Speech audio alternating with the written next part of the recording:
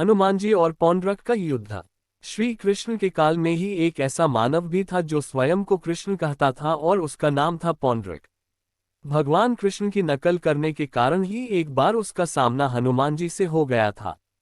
आइए जानते हैं कि कैसे हुआ हनुमान जी और पौंड्रक के बीच भयानक युद्ध और कौन विजयी हुआ इस युद्ध में। चुनार देश का प्राचीन नाम करुपदेश था। वहां के राजा का नाम पौंड्रक था। कुछ लोग ऐसा भी मानते हैं कि पुंड्र देश का राजा होने के कारण इसे पौंड्रक कहते थे। इसके पिता का नाम वसुदेव था, इसलिए वह खुद को वासुदेव कहता था। ये द्रौपदी स्वयंवर में भी आया हुआ था।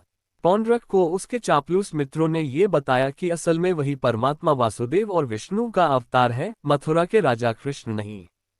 कृष्ण तो ग्वाला है। राजा पौंड्रक नकली चक्र, शंख, तलवार, मोर मुकुट, पीले वस्त्र पहनकर खुद को कृष्ण कहता था। उसने कृष्ण को ये संदेश भी भेजा कि संसार का उद्धार करने के लिए मैंने वासुदेव नाम से अवतार लिया है। भगवान वासुदेव का नाम एवं वेश धारण करने का अधिकार केवल मेरा है। तुम इन चेरों व नाम को तुरंत ही छोड़ दो, वरना युद्ध के लिए तैयार हो जाओ। उस वक्त तो भगवान कृष्ण ने उसके इस संदेश पर ध्यान नहीं दिया। उन्हीं दिनों आकाश में उड़ते हनुमान जी की नजर उस नकली कृष्ण पर पड़ी। उन्होंने देखा कि एक व्यक्ति कृष्ण की वेशभूषा धारण किए हुए है और अपनी प्रजा पर अत्याचार किए जा रहा है।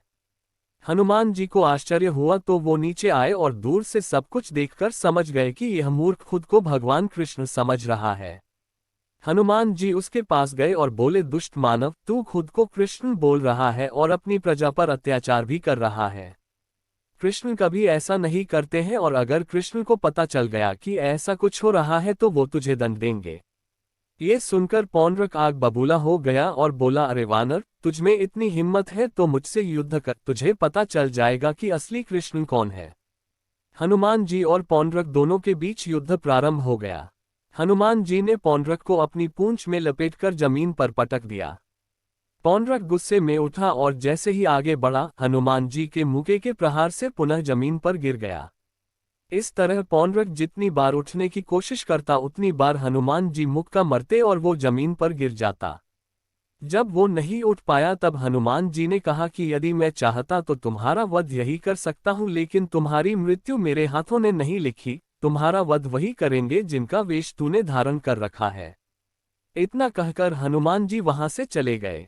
बाद में जब श्री कृष्ण को उसके अत्याचारों के बारे में पता चला तब उन्होंने प्रत्युत्तर भेजा, तेरा संपूर्ण विनाश करके मैं तेरे सारे गर्व को शीघ्र ही चकनाचूर करूंगा। ये सुनकर पौंड्रक कृष्ण के विरुद्ध युद्ध की तैयारी शुरू करने लगा। अपने मित्र काशीराज की सहायता लेने के लिए वह काशी गया।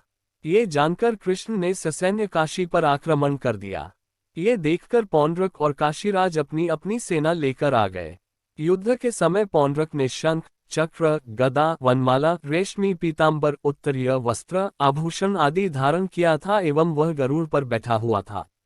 नाटकीय ढंग से युद्धभूमि में आए हुए इस नकली कृष्ण को देखकर भगवान कृष्ण को अत्यंत हंसी आई।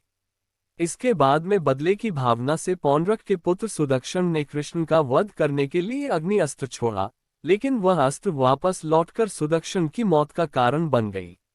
उसके बाद कृष्ण और पौंड्रक में युद्ध हुआ और अंत में पौंड्रक का वध कर श्री कृष्ण पुनः द्वारिका चले गए। तो दोस्तों, कैसी लगी कहानी? अगर अच्छी लगी तो लाइक और सब्सक्राइब करें।